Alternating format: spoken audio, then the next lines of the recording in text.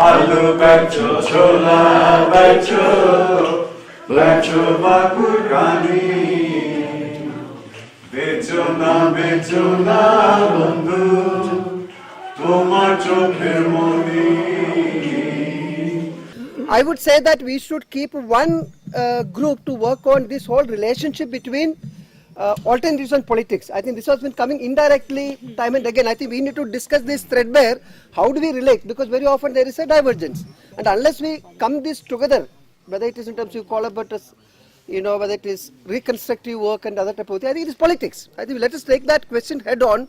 Otherwise, alternatives remaining where they are, there are small things happening, and politics. This one, I think we need to learn to politics. So how do you problematize this? I think one group could discuss this issue. I was trying to say that the 15 issues which have come are very fundamental issues. They appear to be segmentary or sectional or aspectual, but they relate to the fundamentals of our everyday work. All of us are engaged in those issues, and for since Advani ji tried that Somnath Yatra and then demolished the mosque, the discourse was changed. We put all those questions to back of our minds, and as Atrai said, we considered communalism and anti-communal work as the primary thing. Then comes Manmohan Singh, Chidambaram, Montague Singh thrust, and in 91, then the discourse gets restricted only to neoliberal debates and anti-neoliberal politics, and these questions which we were discussing since JP movement 73 onwards in a big way. In jails also there were study circles on these issues. Post jail also a whole lot of issues about democracy etc. were discussed. But for especially since 6th December 1992, we have we are constrained not to discuss these fundamental issues in a group-like situation. We are discussing, they are with us in smaller groups, in our area of work, because without addressing these issues, we cannot work at all. So we do address this, but in a fragmentary, with a sense of boundaries, as if they are questions of our own organization and all. That's one point I made.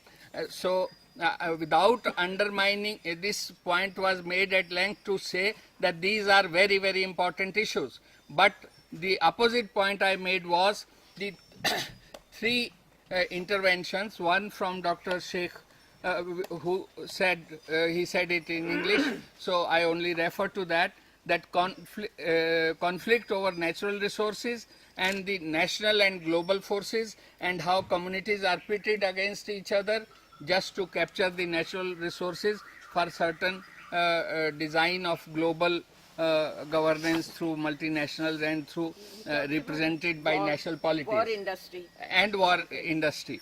How the global... So the next was the Kashmir issue has to be understood. First understanding the, not like him, not the natural resource, but the political conflict context. And unless we understand the conflict context, the other issues of transparency, governance, alternative politics cannot be understood, and so conflict has to be the primary vantage starting point to understand the Kashmir situation, Northeast situation, Naxalite area situation. That was the point which came here.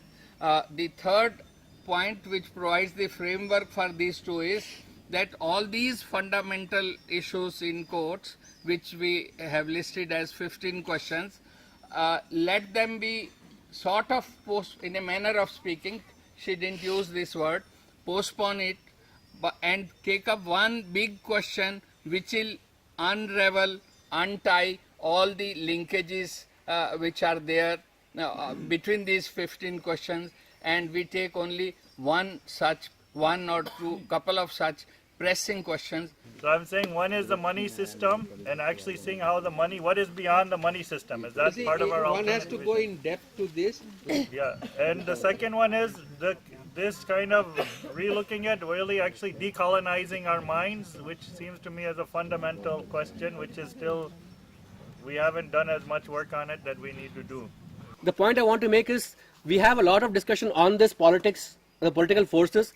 There are a lot of spaces for these conversations. You have Sangam of Sangams and numerous platforms for the conversation on Sangams.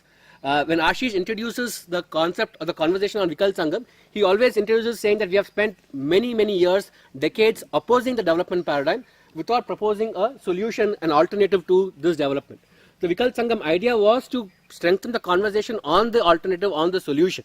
If you look at the this topic of the politics, this puts the analysis, the enemy outside, that this is an outside force that is creating the trouble. It is true, I'm not denying that it is not true, but if you look at the first 5-6 questions, it turns the lens inwards. How are we as NGOs participating actively in this process of co-option? Through our funding, through our professionalization and all of that, which does not get discussed. The Vikal Sangam as a process creates a space for those conversations to look within, both moving up from a programmatic perspective to a holistic perspective or other critical reflection that is possible. I don't think such spaces can be very frequently created. So how do we take advantage of that opportunity for that space for reflection? Because here we have only 80 people, but there are 8,000 or 8 lakh people in different NGOs working continuously with that very tunnel vision, that having to bring people to the mainstream, getting people to the dominant development paradigm. So to interrupt that discourse, to interrupt that conversation, that mode of operation, we need more and more spaces of dialogue, reflection. It's not that we're going to find a solution here, but the problem we need to analyze is, we need to talk about is how to create such spaces through this vehicle in as many regions. So एक proposal है मेरा कि जो हम विकल्प की बात करते हैं, तो आज की व्यवस्था जिस आधार पर खड़ी है उसके विकल्प की बात करते हैं, और उसमें अब तक की प्रक्रिया से और उसके पहले भी जितना चिंतन चल रहा है, उससे 3 बिंदु निकल कर आते हैं. जो व्यवस्था हमें बदलनी है और जिसका विकल्प ढूंढना है, उसके 3 आधार हैं. एक है असमानता, दूसरा है हिंसा, और तीसरा है व्यक्तिगत और राज्य की प्राकृतिक संसाधन पे मालकियत को मान्यता. अब इसका विकल्प अगर ढूंढना होगा तो समता, अहिंसा और व्यक्तिगत और राज्य की मालकियत से प्राकृतिक संसाधन की मुक्ति, मुक्त होना, ये 3 चीजें हैं जो विकल्प को दर्शाती है, या तो विकल्प को परखने के लिए जिसका पैमाने के रूप में हम लोग उपयोग कर सकते हैं. So the third major sphere is democracy, or what we would call Swaraj, because the way unfortunately democracy has got defined these days is voting once in 5 years, which is actually really the worst, possibly the least important, maybe not important at all kind of so-called democracy. And what that does is it actually, the power that we are supposed to have, the responsibility that we are supposed to have, Kishorji reminded me of the word farz that Gandhi has used. And yeah, but farz aapne bataya na, the farz which is not just, it's a human sense of justice and responsibility along with the power of decision making, that power we give away to politicians because we vote once in 5 years and we think that's democracy, but it's not. So, and that kind of democracy also creates the sorts of problems that Rajiv, for instance, pointed out about majority versus minority. And I think Atre or somebody said, why do you even think of minorities? Why not diversity? Or somebody said that, right? Or even sometimes majority, like the farmers' majority, is ignored by those who are in power, who are in minority. So the whole issue of what is the distribution of political power in a true democracy, and how do we move towards that, where people in their own places say that we are the government in our place, as Mendha Lekha has done, as in cities with participatory budgeting, people in urban neighborhoods are saying that we should be the ones taking decisions about our neighborhood, not some politician or some bureaucrat. But then along with that also then beginning to question the boundaries of the current political boundaries, whether they are boundaries of the state or of the nation state, India, all these boundaries need to start being questioned, because they have created divisions between ecologies that are contiguous. They have created divisions between cultures. Example I gave was, for instance, the fishing communities which are on both Bangladesh and India side were one community and one ecology and one culture, which have got divided by a arbitrary political line that some people have drawn. So it's really about questioning all of this and trying to move towards more direct democracy, more accountable democracy, more ecologically and culturally based democratic decision making. So the fourth sphere was economic democracy, which is to say that until the control over economic system lies with either the state or with private corporations, no amount of political democratic processes are really going to work. And it is deliberate that the 73rd constitutional amendment did not give financial powers and legal powers to panchayats or gram sabhas. So this whole issue of who controls the means of production, who controls the economy, is something that, and people who are moving towards that through things like producer companies, through workers' movements, through rights-based movements over the economy, are talking about a very different economic system. And within that also then moving against economic globalization towards economic localization. For instance, Nilango, one of the ex-sarpanches of Kutambakkam in Chennai, who could not come, he was going to come here, he talks about why is it that 20 villages in one area cannot become economically self-sufficient, at least for all the basic needs. They don't have to depend on somebody else for soap or for footwear or for clothing or for housing. They can actually do it within our own sphere, which, I mean, long back of course was the situation, but how to bring it back in the face of economic globalization. That's all part of the whole economic democracy thing. And then also the distinction between markets and bazaars. Rajni Bakshi, who was also supposed to come, has done some very interesting work on this. Bazaars, which were to some extent at least in control of local people, have become markets which are obviously not in our control at all. They're in control of corporations and the state. So changing all of that. And in that also the other issue that Manish raised, which I forgot to speak in Hindi mein dobara bolunga, which is about non-monitoring. How to move away from the control of money in our lives and how to move back into gift economies, into barter on equitable terms, into even local currencies and things like that, which are being tried out in many parts of the world. So how to ensure that this concept of neighborhood democracy functions? For example, we have Panchayati Raj system in place already, and wherein we have these problems of within the neighborhood democracy,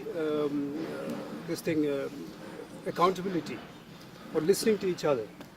So, for example, in the discussion we had yesterday, one thing that we had discussed was, in one case, for example, in the case of Rajasthan, or even in case of Jammu and Kashmir, we have this problem of the democracy, whether being followed within the neighborhood or not, within the Gram Sabha or not. For example, the Sarpanch or the Pradhan wouldn't listen to the Sarpanch, or Sarpanch wouldn't listen to the Panch, and Panch wouldn't listen to the people at large within that neighborhood. So how to ensure that democracy is one question. Yeah, I was just thinking about how much we know about others. How much we know about others? Others. Issues. Other issues? As can be that other organizations our self-group.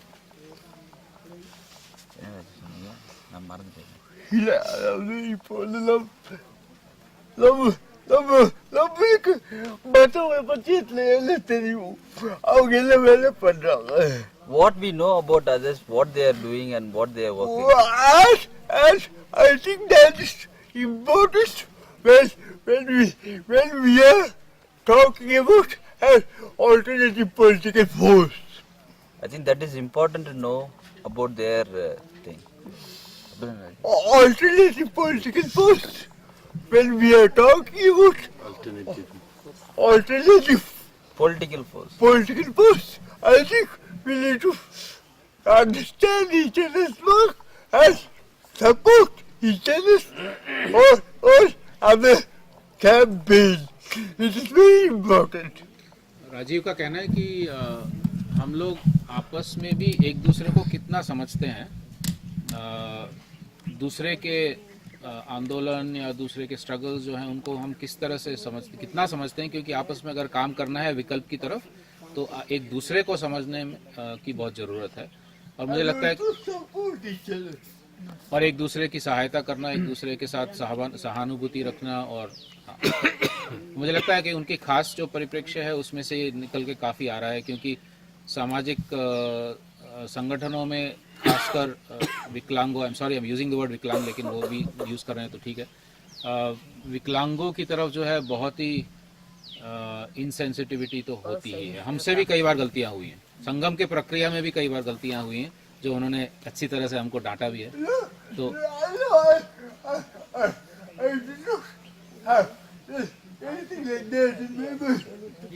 no, that is my, I'm expressing it myself, so you didn't say that.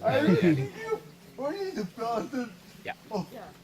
Anyway, of understanding each other much better and being sensitive to each other. Especially because we are talking about an alternative political process. Yes.